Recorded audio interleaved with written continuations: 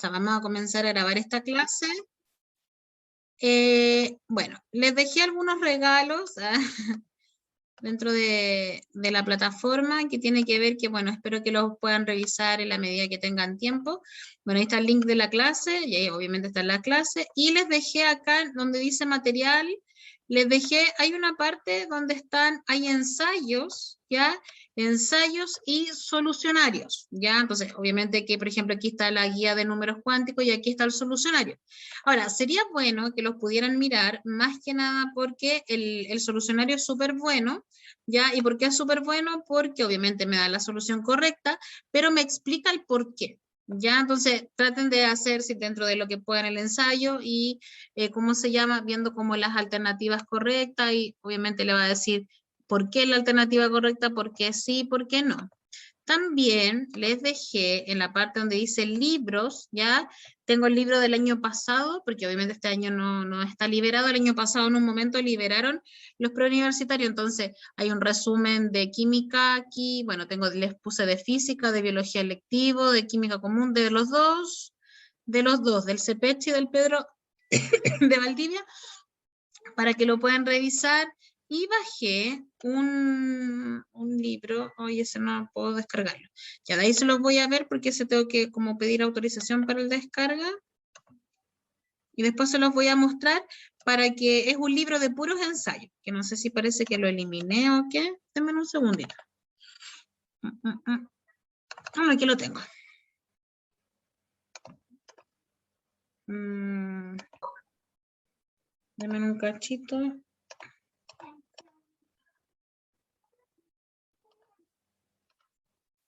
¿Qué es este libro? Que es este libro que hay uno de ciencias, uno de química, bueno, que hay hartas preguntas, hartos modelos, y es de un profesor que trabaja en el DEMRE, que es ese profesor que lo pueden buscar en internet, que es profe Pancho. Ya que tiene harto de varias asignaturas. Entonces, el material está, ya ahí usted tiene que revisarlo, porque claro, y los libros, como les digo, son actualizados, los ensayos igual. Ya ahí están los dos, pues está el de CPH, está el de, ¿cómo se llama? Está el de CPH y está el del Pedro Valdivia, que son como los oficiales, porque claro, hay hartas como plataformas donde también pueden ayudar, pero de repente cuando abarcamos mucho, es como, no sé, yo en lo personal pienso que las preguntas como de CPECH y de Pedro Valdivia se acercan más a lo que es la prueba, como un término medio. Así que eso, de que lo puedan revisar ahí en la medida que tengan tiempo, van a quedar ahí, así que no hay ningún inconveniente de que lo puedan revisar después. Entonces vamos a comenzar con la clase del día de hoy. Ya vimos, ¿cierto?, lo de estructura atómica y hoy día vamos a ver leyes ponderales, ¿ya?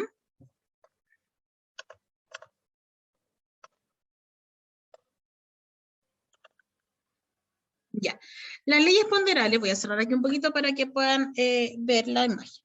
Las leyes ponderales tienen que ver con la materia de reacciones químicas, ya de reacciones químicas y de estequiometría.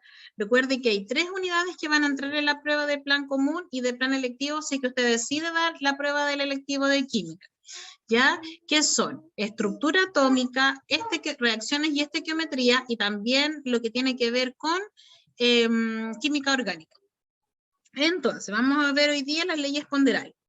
Entonces, tenemos que recordar algunas cosas, ¿ya? Primero tenemos que recordar que las leyes ponderales van a ser 4 leyes ponderales, que son la ley de la conservación de la masa, ley de las proporciones definidas, ley de las proporciones múltiples y ley de las proporciones recíprocas. Toda esta materia nosotros la trabajamos en primero medio, si no se acuerda, no se preocupe, la vamos a volver a repasar, pero esta materia es de primero medio en caso de cualquier cosa, no sé si quiere después ver algún libro que tiene a disposición, o en el mismo libro que yo le subí, hay varios ensayos y preguntas y materias acerca de lo mismo. Entonces, las leyes ponderales dicen que es una descripción de una regularidad observada en un fenómeno natural, que son las reacciones químicas. Las leyes ponderales lo que explican es cómo se forman estas reacciones o qué es lo que ocurre en estas reacciones, y hace referencia al peso, es decir, a la masa. De ahí nosotros vamos a trabajar con la estequiometría. ¿Qué es la estequiometría y cuál es la utilidad? La estequiometría de una reacción tiene que ver, ¿cierto? Por ejemplo, con el tema de la producción. Por ejemplo, si yo quiero producir, un ejemplo, quiero producir, o quiero hacer pan en mi casa, un ejemplo. Quiero hacer pan en mi casa, yo tengo que tener tanto de harina, tanto de agua, tanto de levadura, no sé, tanto de sal, etc. Si yo pongo una panadería, a lo mejor los insumos que yo voy a tener van a ser mayores. Entonces, la estequiometría, ¿qué es lo que hace? Por ejemplo, va a decir, ya, yo necesito para hacer, no sé, 10 panes, voy a necesitar 2 tazas, un ejemplo tonto, voy a necesitar 2 tazas de harina, una de agua y una cucharada de levadura. Y si ahora en vez de hacer 10 panes, quiero hacer 30 panes, y a lo mejor si quiero hacer 50 panes, o si quiero hacer toda la tarde pan, ¿cuánto voy a necesitar? Entonces ahí voy a necesitar una estequiometría, que es la relación que hay de reactantes para formar un producto. ¿Ya? Por ejemplo, aquí yo tengo una reacción estequiométrica. Yo tengo, por ejemplo, que con 2 panes y un queso yo puedo hacer un sándwich. ¿Ya? Pero ¿y qué pasa si, por ejemplo, yo tengo un pan de molde y me queda solo una tapita y tengo el queso? ¿Podré hacer el pan? Claro que no. Entonces, ahí nosotros vamos a trabajar con la estequiometría. Y de estos ejercicios hay varios, ¿cierto?, en la prueba, que obviamente no van a estar relacionados con sándwich, pero sí usted va a tener que saber cómo hacerlo porque son cálculos matemáticos. Ahora, recomendación de mi parte, ¿ya? Recomendación de mi parte para esto tiene que ver con, primero, el saber la fórmula. Ya en la prueba, lo único que dan como cálculo, o sea, como entre comillas, como ayuda, es la tabla periódica que está en el principio. No hay ninguna fórmula matemática y la tabla periódica lo único que trae son las masas. Entonces, puede que en algún ejercicio me den la masa del ejercicio, como la masa molar. Lo demás, de todo lo que tiene que ver con fórmulas matemáticas, por ejemplo, calcular gramos, calcular mole, o convertir, no sé, de molécula a partícula, o cambiar de moles a volumen, no hay ninguna fórmula matemática, ¿ya? Entonces, eso para que ustedes lo tengan en consideración. ¿Qué otra cosa quiero que tengan en consideración? Yo, lo personal, me cuesta la división de números decimales.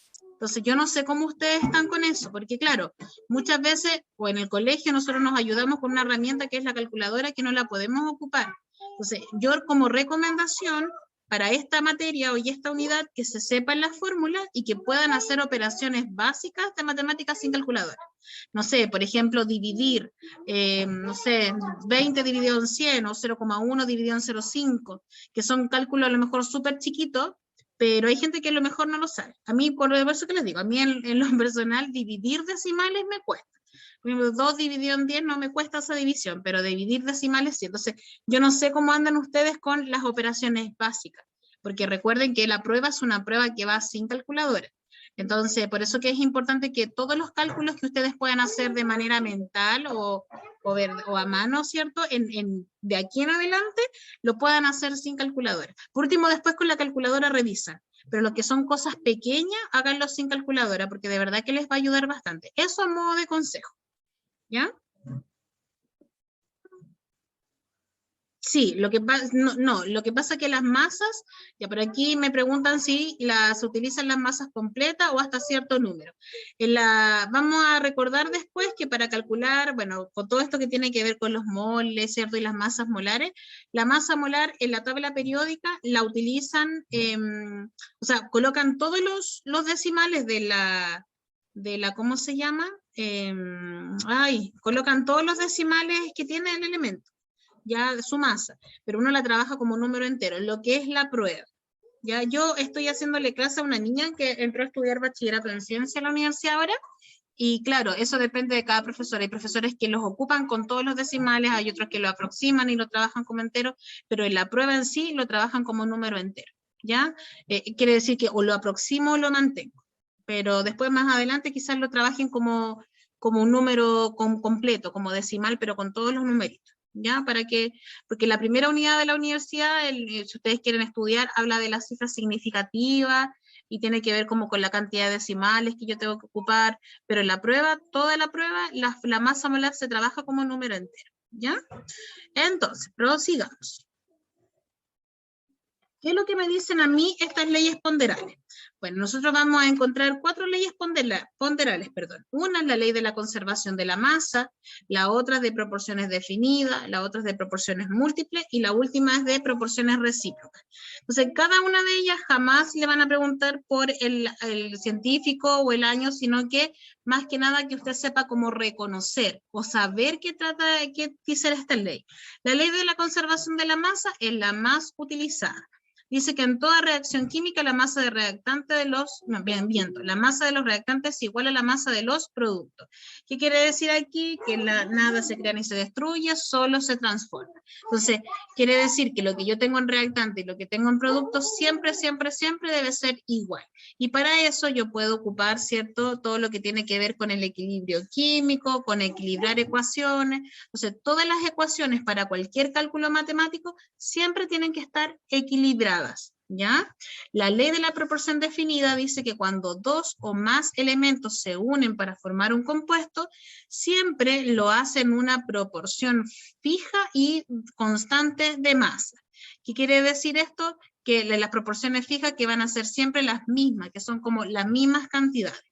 La ley de las proporciones múltiples dice que cuando se combinan 2 elementos, se combinan para dar más de un compuesto. Las masas de uno de ellos se unen con otra masa fija del otro elemento y se relacionan entre sí en números enteros y sencillos.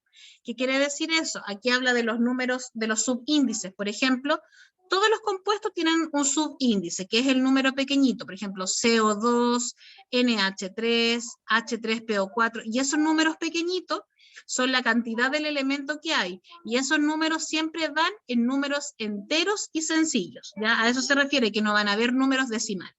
Y la última, que es la ley de las proporciones recíprocas, dice que cuando 2 elementos A y B, cada uno con una masa determinada, se combinan con igual masa de un tercero C, las masas de A y B, o bien los múltiplos o submúltiplos de ellas, son capaces de combinarse entre sí. Entonces, ¿qué quiere decir eso? Que los elementos entre sí también se pueden ir combinando, ¿ya? Si ustedes me preguntan, les van a consultar más acerca de la ley de la conservación de la masa que de las otras leyes, para que ustedes, ¿cierto?, lo puedan repasar después y lo puedan ver. Ay, como que se me cayó.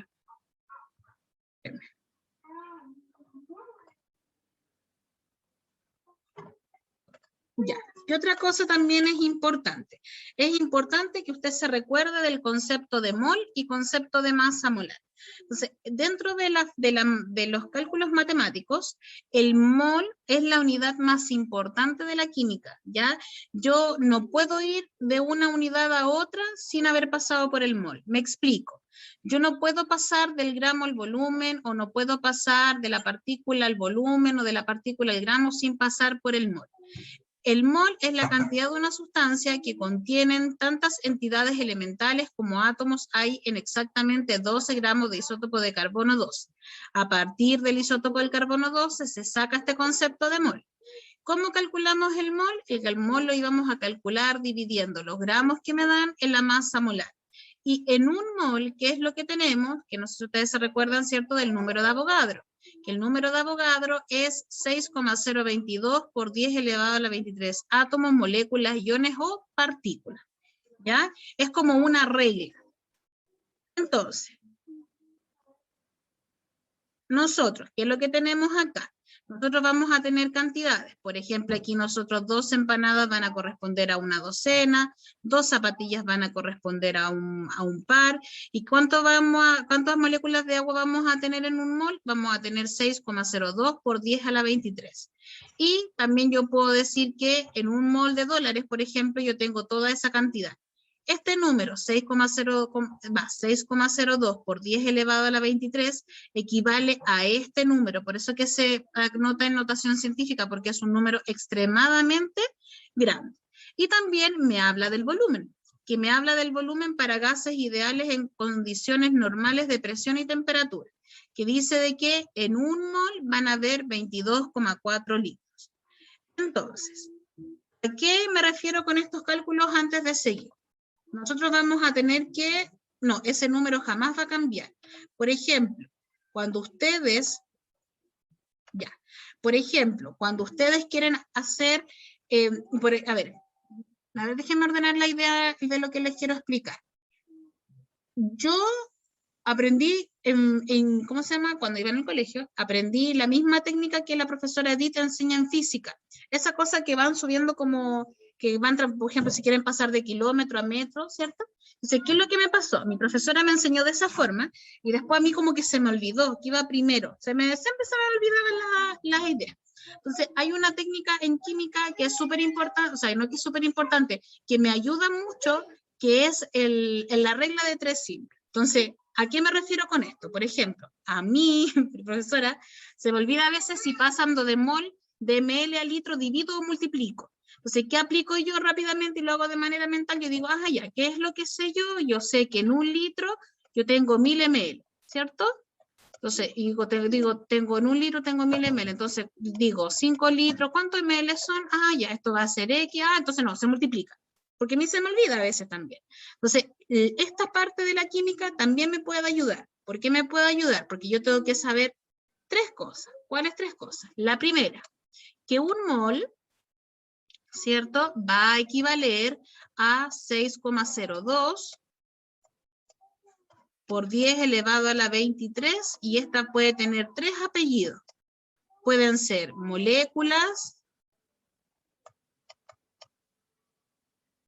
moléculas, ¿cierto? Átomos,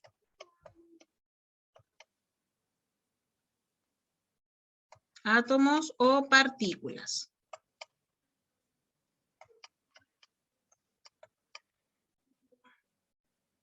¿Qué más sé yo? Sé que en un mol hay 22,4 litros. ¿Ya? Y eso es solamente para gases. ¿Qué otra cosa más sé yo? Yo sé que el mol lo voy a calcular como gramo partido por la masa molar. Y también sé que el gramo lo voy a calcular como el mol por la masa molar. ¿Cierto? Estas son cosas que yo sé, que no son fórmulas matemáticas. Entonces, por ejemplo, si yo les preguntara a ustedes en este momento, solo con esta información, si yo les dijera, por ejemplo, 3 moles, ¿a cuántas moléculas equivaldrían? Entonces, ¿usted qué es lo que va a decir? Ya, ¿qué me dijo la profesora? Me dijo que un mol equivale, ¿cierto?, a 6,02 por 10 elevado a la 23. Entonces usted va a decir, ya, entonces X mol, porque, no miento, había dicho 3 moles. Entonces usted va a decir 3 mol. ¿A cuántos átomos o partículas equivalen? Entonces usted va a decir, ¿qué es lo que tiene que decir? Ya, estos dos se van a tener que multiplicar. Y usted va a decir, pero ¿cómo coloco esto, cierto? El por 10 elevado a la 23, ¿cómo lo coloco? No, pues usted tiene que multiplicar solo los números. 3 por 6,02 y el por 10 a la 23 lo coloca como apellido. Por eso es que usted tiene que hacer estos cálculos. Entonces, la pregunta es, ¿usted podría multiplicar 3 por 6,02 sin calculadora?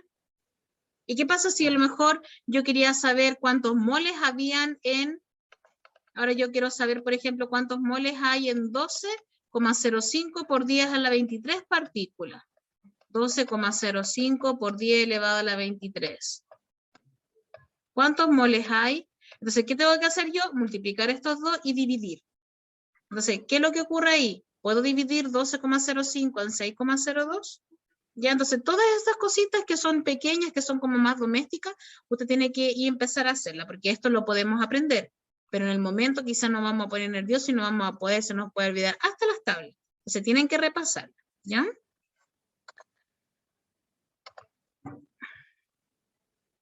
No, lo que pasa es que la notación científica, ¿a qué me refiero con el tema de la notación científica? Que, ¿cómo se llama? El número de la notación científica nunca se introduce, siempre se van a multiplicar los dos. Después lo vamos a ver con ejercicio. Ya, concepto, ¿cierto?, de mol y masa. Concepto de mol y... ahí sí. Concepto de mol y masa molar. La masa atómica dice, ¿cuál será la masa atómica del carbono 14? Y aquí nosotros vamos a hablar de dos tipos de masa, de la masa atómica y de la unidad de masa atómica. ¿Cuál va a ser la diferencia de una y de la otra? La diferencia de una y de la otra va a ser la unidad de medida. Si las masas de un protón y de un neutrón son una UMA, ¿por qué las masas atómicas de muchos elementos no son números enteros?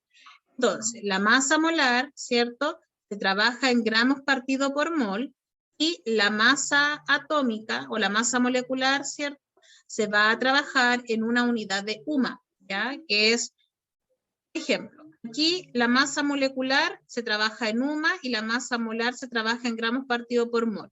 Entonces, por ejemplo, esta tabla es la tabla periódica que aparece en los ensayos, en todos los ensayos y en la prueba en sí. Entonces, por ejemplo, si yo le pregunto, ¿cuál es la masa molecular del nitrógeno? La masa molecular del nitrógeno es 14 UMA. ¿Y cuál es la masa molar del flúor? La masa molar del flúor va a ser 19 gramos partido por mol. Esa es la diferencia. Que la masa molecular hablamos de una molécula y la masa molar hablamos de los gramos que hay en un mol. ¿Ya? Ahora, dice, en la siguiente tabla se representa la composición. Ah, no, pues esto viene de la fórmula empírica. Entonces quiero que veamos algunos ejercicios para ver si que ustedes lo saben o no lo saben. A esto le vamos a dar a varias clases, porque es como importante lo que sale en la prueba. Entonces, déjenme que tenía unos ejercicios yo seleccionados.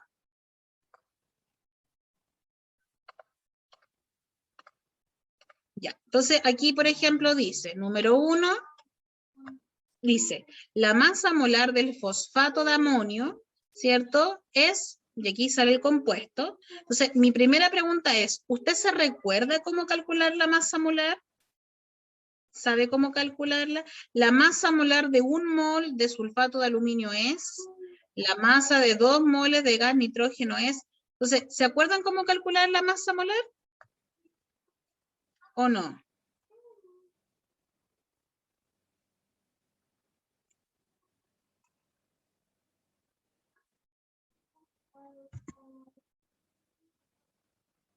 Ya, más o menos, se multiplica cuántos subíndices hay, ¿cierto? Ya, si yo tuviera que multiplicar, o sea, calcular la masa molar de las personas que viven en mi hogar, ¿qué tendría que hacer?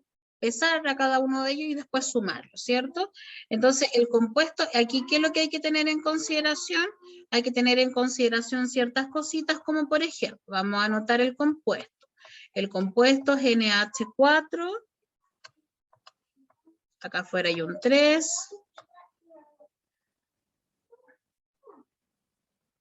PO4. PO4, ¿cierto? Este es el compuesto. Entonces, lo primero que yo tengo que hacer es separar a los elementos que forman este compuesto. Para hacer eso tengo dos opciones. O me sé los elementos, ¿cierto?, de memoria, nitrógeno, hidrógeno, oxígeno, fósforo, bla, bla, bla. O puedo reconocer a un elemento porque los elementos se escriben mayúscula sola, como el nitrógeno, como el fósforo, como el hidrógeno, como el carbono. O mayúscula y minúscula. Por ejemplo, el sodio, Na, el calcio, ¿cierto? El zinc, porque cuando nosotros tenemos dos mayúsculas ya no vamos a hablar de un elemento, sino que vamos a hablar de un compuesto. Y aunque usted no lo crea, hay personas que se equivocan en la masa molar solamente porque no, ¿cómo se llama? No identifican bien los elementos. Entonces nosotros en este compuesto tenemos 4 elementos. ¿Cuáles son esos 4 elementos? Tenemos nitrógeno, tenemos hidrógeno, tenemos fósforo y tenemos oxígeno. ¿Cómo calculábamos la masa molar? La masa molar la calculábamos colocando la cantidad del elemento, multiplicándola por su masa. Entonces, aquí tengo que tener ojo en ciertas cosas. Por ejemplo, cuando hay un paréntesis y hay un numerito afuera, ese número va a ser para ambos, ¿cierto? En este caso ese 3 va a ser para la N y para la H. La N dentro del paréntesis no tiene número. Si no tiene número, uno asume que es un 1, entonces 1 por 3 son 3 nitrógenos.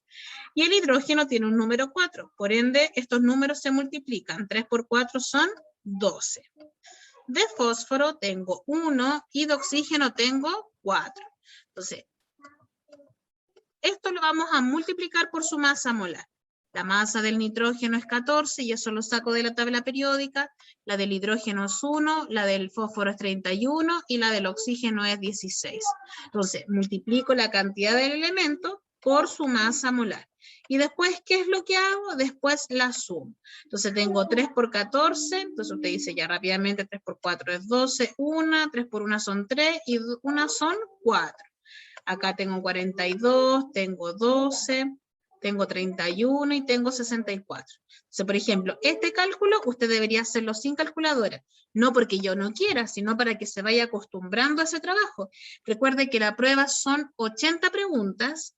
Eso también es una estadística. Son 80 preguntas y no me recuerdo el tiempo en total de cuánto es la prueba, pero si yo tuviera que responder toda la prueba, tengo 2 minutos para responder cada pregunta. Entonces, hay cosas que usted va a tener que ser súper ágil. En esto, por ejemplo, ¿ya? Entonces aquí tengo 4, 5, 6, 7, 8, 9. 4, 5, 6, 7, 8, 9. Acá tengo 6, 9, 10, 14. Es decir, la masa molar de este compuesto es 149 gramos partido por mol.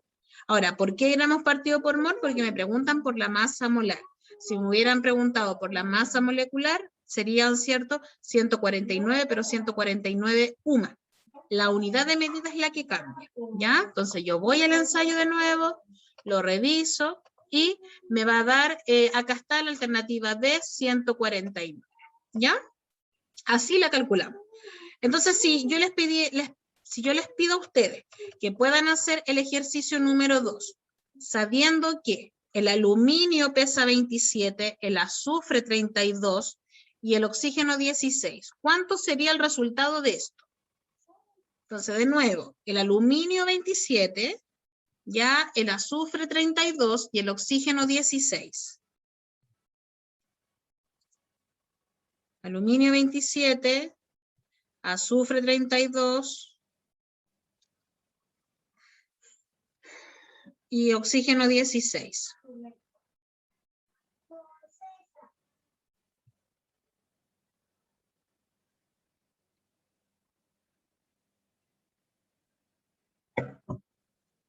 ¿Cuánto sería eso entonces? No te preocupes, Grisel. De nuevo, dice la masa molar de un mol de sulfato de aluminio es, y ahí me dan el compuesto, aluminio 27, azufre 32 y oxígeno 16. ¿Cuánto es el resultado de eso?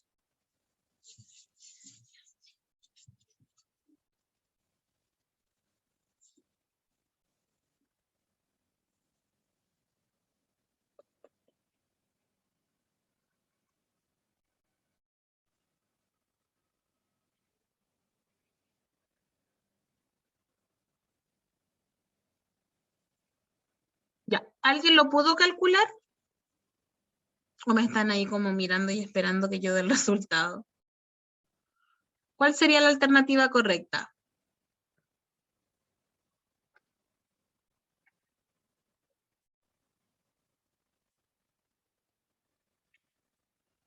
Ah, ya lo están calculando.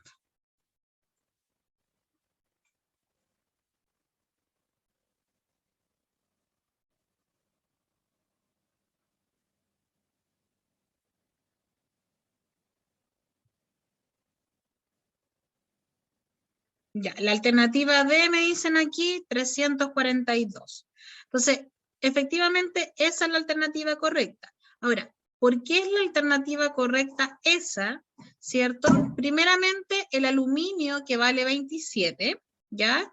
El aluminio que vale 27,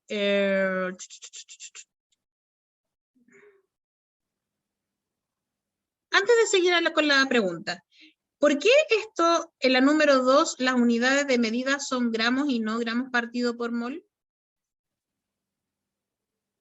¿Saben por qué la diferencia?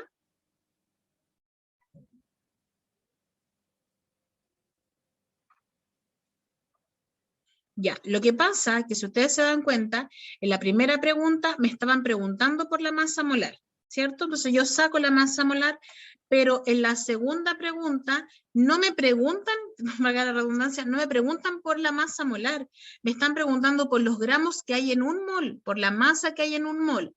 Entonces, ¿qué es lo que hago ahí yo? Lo que digo, ¿cierto? Es lo siguiente. Por eso que hay que ponerle ojo a las preguntas. Entonces, ¿qué es lo que yo voy a decir? ¿Qué es lo que yo sé? Yo sé que el mol va a ser el gramo, miento. ¿Qué es lo que yo sé? Yo sé que el gramo, porque es la masa, se va a calcular multiplicando el mol por la masa molar. Ahora, ¿tengo el mol? Claro que sí, es 1. La masa molar la tengo, la acabamos de calcular, que son 342. Ahora, y por eso que es 342, no es porque la masa molar del compuesto sea 342. Quiero que vean esa diferencia, ¿ya? Entonces, aquí el aluminio, que es 27, lo debería haber multiplicado por 2. El azufre lo debería haber multiplicado por 3 porque está en un paréntesis y está el 3 fuera. Y el oxígeno lo debería haber multiplicado por 2. Entonces, en esas cositas tengo que tener ojo. Entonces, por ejemplo, aquí dice la masa, en la número 3 dice la masa de 2 moles de gas nitrógeno, N2 es, ¿cuánto sería en este caso? Si el nitrógeno vale 14, ¿cuánto sería el resultado? ¿O cuál sería la alternativa correcta?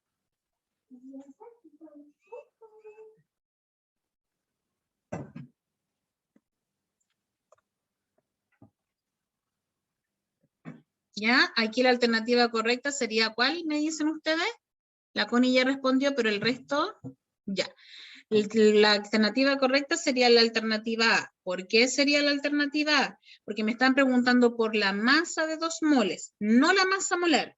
La masa y gramos son similares, pero masa y masa molar no es lo mismo. Por ejemplo, yo puedo tener 2 gramos de agua, pero la masa molar del agua es 18 gramos partido por mol. Entonces, gramos y masa es igual. Masa y masa molar no es lo mismo, ¿ya? Entonces aquí la masa de 2 moles de gas nitrógeno es, entonces recién vimos que para calcular la masa, ¿qué es lo que tengo que hacer? Tengo que, ¿cómo se llama? Ay, se me fue la onda. Tengo que multiplicar los moles por la masa molar. Los moles son 2 y la masa del nitrógeno es 14. 14 por 22, o sea, 14 por 2 son 28, 28 por 2 son 56. ¿Ya? Entonces, esas cositas ustedes tienen que ir como, entre comillas, revisando. Ya, vamos a ver esa pregunta, todavía no la habíamos visto. Ya, antes de continuar con esto, les voy a hacer la siguiente pregunta. Ah, ya, miren, y aquí, por ejemplo, en la 7 y la 8, dice, si la masa molar del ácido sulfúrico es 98 gramos partido por mol. ¿Cuántos moles hay en 294 gramos? Entonces, aquí me están preguntando por los moles que hay. Entonces, ¿qué? Ya, perdón.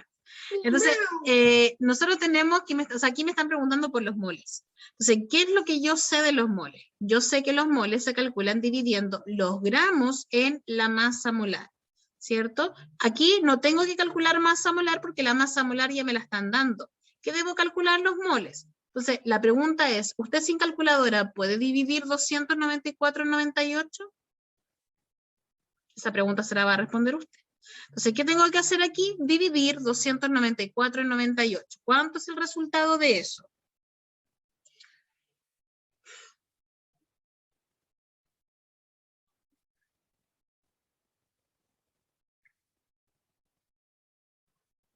Ya, ¿cuál sería entonces la alternativa correcta? Ahora, no los quiero asustar con eso de que a lo mejor usted diga, ay, pucha, yo no sé dividir, entonces voy a dar otra prueba. No, no tiene que ver con que uno tiene que ejercitar nomás. Hacer ejercicios de esto, si uno ejercitando, no va a tener ningún inconveniente. ¿Cuál sería la alternativa correcta aquí entonces? Claro, aquí la alternativa correcta, ¿cierto? Sería la alternativa A. Ah, claro, uno puede ir descartando alternativas. Por ejemplo, ¿qué alternativa podría descartar yo automáticamente? Automáticamente yo descarto la alternativa D y E. ¿Y por qué las descarto? Es por una cosa matemática. Cuando nosotros tenemos un numerador mayor que el denominador, es decir, el número que está arriba es mayor, siempre va a dar desde el 1 hacia arriba. Por ejemplo, si yo tengo 3 dividido en 2, eso va a dar 1, y algo. Si yo tengo 7 dividido en 5, va a dar 1, y algo. Pero si tengo 5 en 7, va a dar 0, y algo. O sea, cuando el número de arriba es mayor que el de abajo, siempre va a ser desde el 1 en adelante. Por ende, no me podría dar ni 0,8 ni 0,4. Entonces ahí descarto. Y ese descarte no es descarte químico, es descarte matemático. ¿Ya? Entonces, en ese sentido, vayan haciendo ese ejercicio, háganme caso. Entonces aquí la alternativa correcta es la alternativa A, porque si yo divido 294 en 98, eso me va a dar 3. ¿Ya? Lo mismo acá, dice, la masa molar del ácido acético es 60. ¿Qué masa del ácido se encuentra contenida en 3 moles de sustancia? Entonces, ¿qué masa? Si la masa molar es 60 y tengo 3 moles, ¿cuál sería la masa que hay? Recién hicimos un ejercicio de eso.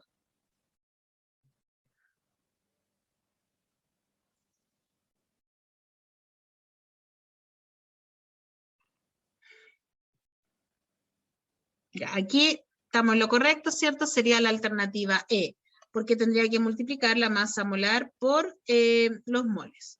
Una duda, si en la prueba se da la presencia sí o sí, se puede elegir una de las 3. Sin calculadora no soy nadie. Suele pasar, pues sí, por mí en lo personal no me gusta esta prueba, pero ya, es lo que tenemos, y claro, uno debería trabajar sin calculadora, pero la calculadora es una herramienta que ayuda, hay que decirlo, si no, ¿para qué la crearon? Dice, tengo una duda con la prueba, ¿se dan las 3 ciencias sí o sí, o se puede elegir una de las 3? No, uno da sí o sí las 3 en la parte común, y después tiene que escoger una parte electiva. Son 18 de cada sí o sí, 18 de física sí o sí, 18 de química sí o sí, 18 de biología. Y después vienen las electivas, que van a ser más, y ahí tú tienes que elegir si quieres química, física o biología. Lo bueno de esta prueba, que la parte electiva es lo mismo de la común, pero un poquito más complejo, pero la misma materia. Años anteriores no, pues era primero y segundo medio nomás la parte común, y la parte de electivo era tercero y cuarto. ¿Ya? Pero tenemos tiempo todavía, así que tranquilo. Ya, vamos acá, dice, número 5. A continuación representa una molécula del aminoácido arginina. Ahí está la molécula del compuesto. A partir de la imagen se puede establecer que sus fórmulas empírica y molecular son. Entonces, la pregunta es, ¿se recuerdan ustedes de lo que era la fórmula empírica y molecular? ¿O no? Así como en concepto.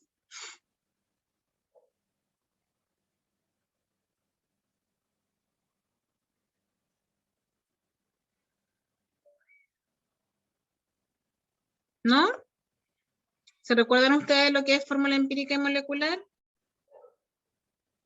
Ya, entonces, ¿qué es lo que tenemos que recordar? Tenemos que recordar que la fórmula empírica es una fórmula simplificada. Por ejemplo, yo tengo el compuesto C2, no, estoy por inventar. Tengo el compuesto Ca2O2. Esta es la fórmula verdadera. Y a la fórmula verdadera se le conoce como fórmula molecular. Al igual que en matemática, yo puedo simplificar los subíndices. Y cuando yo simplifico y se van los subíndices, yo hablo de una fórmula empírica. Entonces, la fórmula empírica va a ser una fórmula simplificada y la fórmula molecular va a ser la fórmula verdadera. Sabiendo de la fórmula empírica y sabiendo de la fórmula molecular, ¿cuál sería? Se nos va a acabar la profesora no tiene un premio, no es tan bacano, así que ya se va a cortarnos por la última preguntita.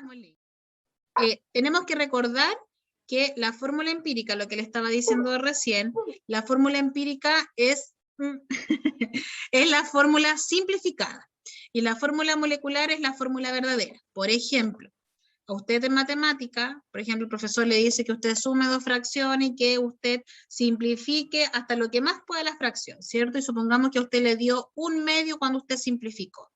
Esto es una fracción que está simplificada. Lo mismo pasa en la química. Esta es la fórmula empírica, la fórmula simplificada. Porque quizá usted simplificó, por ejemplo, 2/4 o simplificó 8 partido en 16. Y esta era la fórmula molecular, que es la fórmula verdadera. Entonces, en la química pasa lo mismo que en la matemática. La fórmula empírica va a ser la fórmula simplificada y la fórmula molecular va a ser la fórmula verdadera, es decir, la que dio como al tiro. Entonces, entendiendo eso, yo voy al ejercicio, no, tranquila. Acá, sí, te estaba bromeando. Acá yo voy a la fórmula, entonces, dice, a continuación se representa una molécula de aminoácido arginina, a partir de la imagen se puede establecer que su fórmula empírica y molecular son. Entonces, yo le voy a dar un consejo. Después lo vamos a ver cuando veamos la química orgánica, que usted se va a dar cuenta que a veces muestran las masas, estructuras, y uno visualmente, esta pregunta no es una pregunta atractiva, porque uno ve la pregunta y ay, como que no, la pasaría, ¿cierto? Y a veces es súper fácil, porque aquí, ¿qué es lo que tengo que hacer? Lo único que tengo que hacer es contar cuántos elementos hay en la fórmula. Entonces voy a partir por los nitrógenos. Entonces tengo un nitrógeno, tengo 1, tengo 2, tengo 3, tengo 4. Hay 4 nitrógenos, ¿cierto? 4 nitrógenos, la fórmula molecular es la verdadera. 4 nitrógenos. Al tiro descartamos la alternativa D y la alternativa E, ¿ya? Porque de manera verdadera tengo 4 nitrógenos. Vamos ahora con los oxígenos. Tengo 4 nitrógenos, ¿y cuántos oxígenos tengo? Tengo 2 oxígenos, ¿cierto? 4 nitrógenos, 2 oxígenos. No podría descartar ninguna de las 3, porque tengo 4 nitrógenos, 2 oxígenos, 4 nitrógenos, 2 oxígenos, 4 nitrógenos, 2 oxígenos. Veamos cuántos carbonos hay. Hay 1, 2, 3, 4, 5 y 6. Hay 6 carbonos, ¿cierto? 6 carbonos, 6 carbonos, 6 carbonos. No podría descartar ninguno. ¿Cuántos hidrógenos hay? 1, 2, 3, 4, 5, 6, 7, 8, 9, 10, 11, 12, 13, 14. Hay 14 hidrógenos. Entonces, acá estas dos podrían ser las posibles correctas. Tengo 6 carbonos, 14 hidrógenos, 4 nitrógenos y 2, espérenme un cachito. Ahí sí. Voy a acercarlo un poquito más. Tengo 6 carbonos, 14 hidrógenos, 4 nitrógenos y 2 oxígenos. Estas dos, en la fórmula molecular, estas dos son iguales. ¿Cuál es la correcta? ¿La A o la B?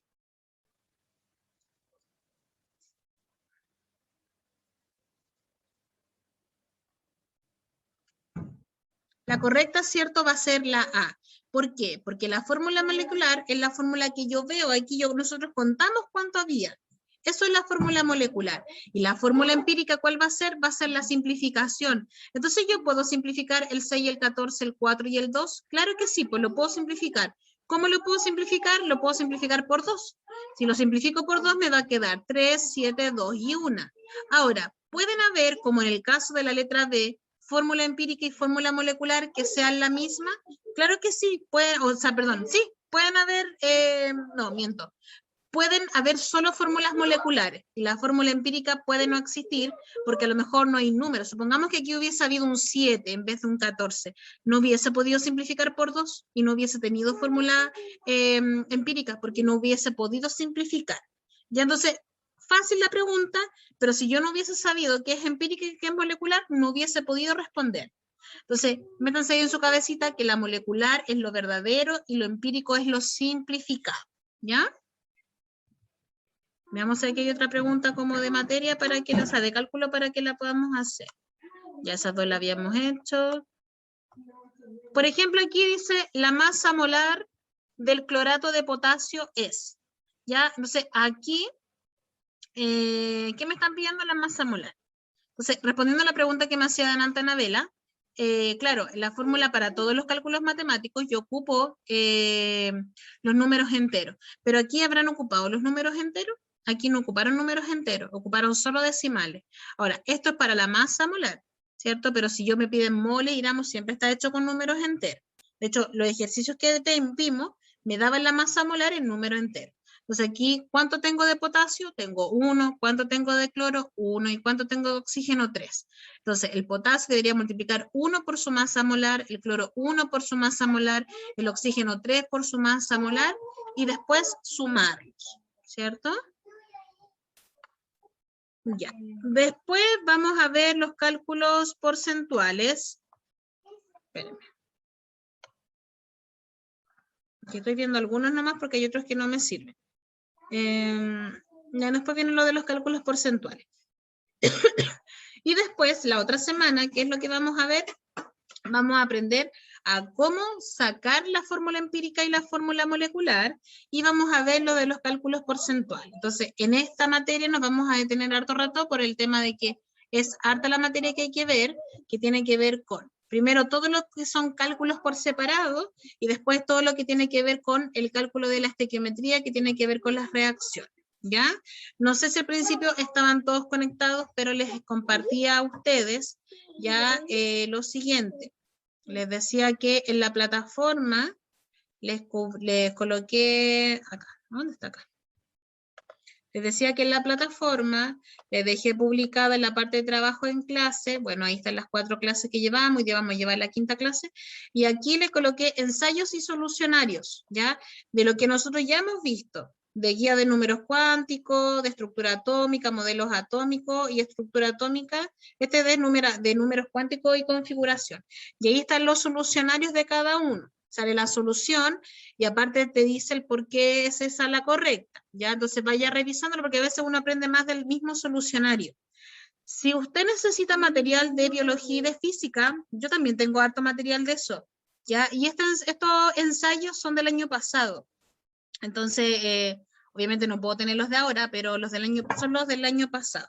Y también les publiqué, ¿cierto? Lo que le estaba comentando, resumen del libro de Pedro de Valdivia de Química, libro de Biología electivo, Física electivo y Química común.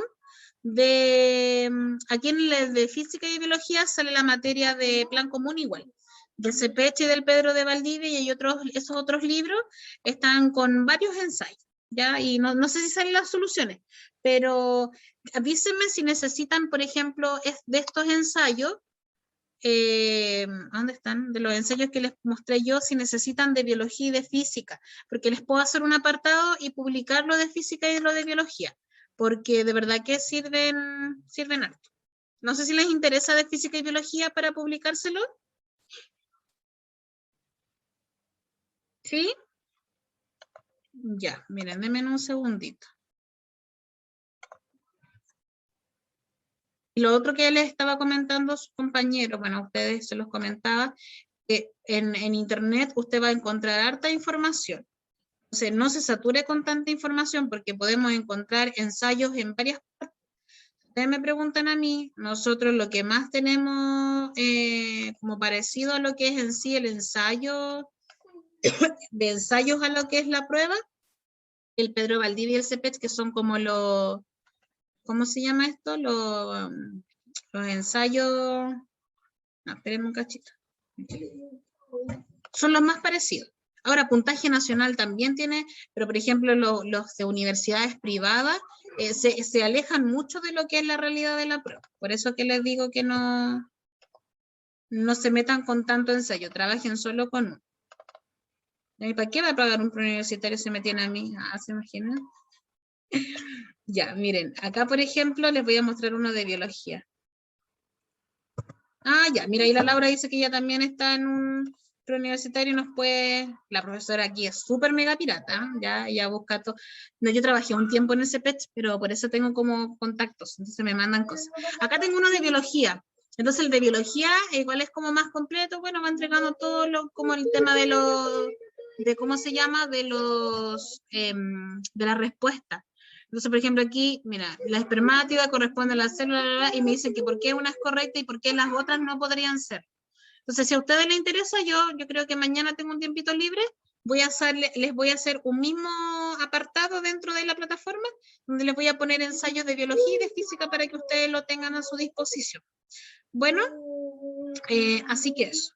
Gracias por conectarse, los voy a dejar ahora.